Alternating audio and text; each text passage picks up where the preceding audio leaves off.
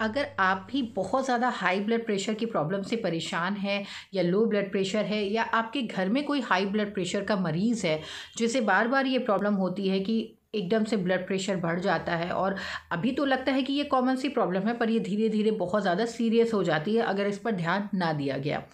इसको कम करने या जैसे लो ब्लड प्रेशर है या हाई ब्लड प्रेशर है, इसको नॉर्मल करने के लिए क्या होता है, हम दो चीज़ें इस्तेमाल करते हैं। या तो हम जो होम रेमेडीज़ है उसे फॉलो करते हैं और या तो फिर हम बाहर की दवाएं यानी कि जो अंग्रेज़ी दवाएं इंग्लिश दवाएं होती हैं वो लेते हैं। जो दवाएं होती हैं मेडिसिन्स जो भी हैं तो वो हमें आराम ज़रूर देती हैं, डेफिनेटली हमें आराम देती हैं, लेकिन कहीं ना कहीं उनका साइड इफ़ेक्ट भी होता है। इसीलिए कहा जाता है ना कि थायराइड हुआ या बीपी हुआ तो उसकी रेगुलर दवा नहीं खानी चाहिए और अगर एक बार आपने उसकी दवा शुरू कर दी ना तो वो आपको फिर हमेशा खानी पड़ती है। जहाँ आप उसे रोक देते हैं तो वो फिर अपना काम करना ख़त्म कर देती है।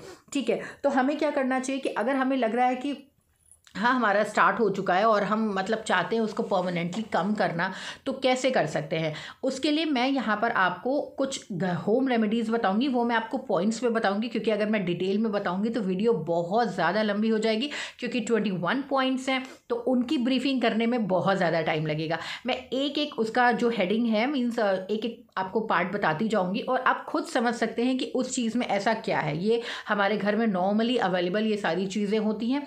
ठीक है, तो मैं बस आपको नंबर वाइज बताऊंगी। डिटेल आप अगर नहीं आपको मालूम है तो आप गूगल में जाके सर्च कर सकते हैं। और साथ ही साथ इस होम रेमेडीज़ के साथ साथ मैं आपको इसमें लॉ ऑफ अट्रैक्शन को भी ऐड करने को कहूँगी। अब आप कहेंगे ये इसमें क्या वर्क करेगा, ये बहुत ज़्यादा वर्क करता है। इसका एक एंजल नंबर होता है जो बीपी को आपकी बीपी को नॉर्मल करता है। इसमें क्या है कि आप अपनी जो होम रेमेडीज़ कर रहे हैं वो डेफिनेटली करें, बट साथ ही साथ आप इस नंबर को चैंट करिए। चैंट करने में आप खुद देखेंगे कि चैंट करते करते ज़रूरी नहीं कि आप चिल्ला चिल्ला कर करें, आप नॉर्मल वॉइस में भी कर सकते हैं या अपने मन में भी एक इंटेंशन के साथ। अगर आपका बीपी हाई है तो आपको ये इंटेंशन रखना है कि मेरा बीपी नॉर्मल हो गया है। अगर आपका लो है तो भी आपको यही इंटेंशन रखना है कि मेरा बीपी नॉर्मल हो गया है। क्योंकि अगर हाई हम कहेंगे मेरा बीपी लो हो जाए तो बहुत लो हो जाएगा, और अगर लो है हम कहेंगे हाई हो जाए तो बहुत हाई हो जाएगा। इसलिए दोनों ही कंडीशन में आपको यही बात बोलनी है कि मेरा बीपी नॉर्मल हो गया है, थैंक यू। ठीक है, यही इंटेंशन आपको अपने मन में रखना है और जो मैं नंबर बता रही हूँ और जो आपको ये होम रेमेडीज़ की टिप्स बता रही हूँ ये आपको फॉलो करनी है। ये 21 पॉइंट्स है, इनमें से आप नहीं सारे कर सकते हैं क्योंकि सारे करना तो पॉसिबल नहीं होता है रेगुलर लाइफ में, क्योंकि कई ज़्यादा सिचुएशंस ऐसी होती है कि कई बार हम इतना ज़्यादा बिजी रहते हैं कि हम ये सारी चीज़ें नहीं कर पाते हैं। तो इसलिए हम सोचते हैं कि यार दवा ज़्यादा बेटर है, ये सब कुछ नहीं करना, दवा खा लो हो गया। ठीक है, बट लॉन्ग लास्टिंग अगर आपको फिट रहना है तो उसके लिए आपको थोड़ी तो मेहनत करनी पड़ेगी। आप ये नंबर्स चैंट करिए और साथ ही साथ ये होम रेमेडीज़ जो बता रही हूँ वो ज़रूर करिए कि देखिएगा बहुत ही अच्छा कमाल करेगी। ठीक है, तो सबसे पहले आपके नंबर नोट कर लीजिए। ये नंबर है 54721 54721। ये बहुत ही छोटा सा नंबर है, आप रेगुलर इसको चैंट कर सकते हैं। 54721 54721 रेगुलर इसको आप चैंट कीजिए जब तक कि आपको लगे कि हाँ, अगर मान लीजिए आपका हाई ब्लड प्रेशर है तो आप उस टाइम भी इसको चैंट करिए, देखिएगा धीरे धीरे धीरे धीरे ये नॉर्मल होने लगेगा। बट इंटेंशन के साथ कि मेरा बीपी नॉर्मल हो गया है। हैप्पी रहिए कि आपका बीपी नॉर्मल हो गया और मन ही मन उसको चैंट करते रहिए। आंख बंद करके आप विजुअलाइज कीजिए कि आप बिल्कुल नॉर्मल है, आपका बीपी बिल्कुल ठीक हो गया है। ठीक है, बाकी जो होम रेमेडीज़ है वो मैं आपको टिप्स वाइज बता रही हूँ तो इसे फॉलो ज़रूर कीजिएगा और मुझे कमेंट बॉक्स में ज़रूर बताइएगा कि इसको ट्राई करने के लिए आप मतलब ट्राई जब आपने किया तो आपको कैसा रिजल्ट मिला। इसका कोई डेज नहीं है, आप जितना लंबा करेंगे उतना ही ज़्यादा ये मतलब आपके लिए अच्छा काम करेगा। अगर मान लीजिए आपका हाई ब्लड प्रेशर है, आपने किया नॉर्मल हो गया तो आपने छोड़ दिया, ऐसा नहीं है। आप लॉन्ग लास्टिंग भी इसे कर सकते हैं, हमेशा करेंगे। पानी पीते वक्त इसको देखकर अफॉर्म करते रहेंगे, पानी को देखकर बोलिए तो देखिए ये बहुत ज़्यादा वर्क करेगा। ठीक है, ये हमेशा आपके बीपी को नॉर्मल रखेगा। तो बीपी को अगर नॉर्मल करना है तो ये सारी चीज़ें करना बहुत ज़रूरी है। चलिए अब हम बात करते हैं अपने होम रेमेडीज़ की। मैं आपको बता देती हूँ, आपको उसमें से जो भी 1-2 पॉइंट फॉलो करना है वो करिएगा। अदरवाइज़ इस नंबर को तो आपको करना ही करना है, आप कुछ करें या ना करें, बट ये नंबर आपको ज़रूर करना है। तो चलिए अब हमने होम रेमेडीज़ देख लेते हैं। मैंने यहाँ पर कुछ पॉइंट्स लिखे हैं जो होम रेमेडीज़ के हैं, वो मैं आपको बता रही हूँ क्योंकि अगर मैं शायद ऐसे बताती तो एक ही चीज़ों को कई बार रिपीट कर देती और आप कंफ्यूज हो जाते, तो इसलिए मैंने कुछ पॉइंट नोट किए हैं। तो मैं पॉइंट वाइज आपको बता रही हूँ, छोटे छोटे पॉइंट बताऊँगी, डिटेल नहीं बताऊँगी वरना वीडियो बहुत लंबी हो जाएगी। देखिए पहला क्या है, आपको चोकर वाला आटा खाना है। ठीक है, चोकर वाला आटा आप सब जानते हैं और मोस्टली लोगों के घर में ये यूज़ होता है। ये बहुत ज़्यादा हेल्प करता है आपके बीपी को नॉर्मल करने के लिए।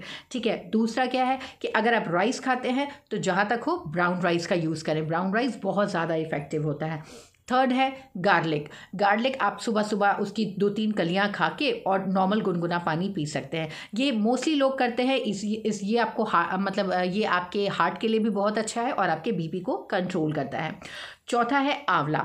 आप चाहें तो आंवला का अचार बनाकर खा सकते हैं। आंवला मतलब आप किसी भी फॉर्म में खा सकते हैं। कोशिश करिए अगर आप आंवले का रस पी सकते हैं तो बहुत ही अच्छा है। ये बहुत ही ईजिली मार्केट में मिल जाएगा। आप पतंजलि या किसी भी कंपनी का ब्रांड का ले सकते हैं।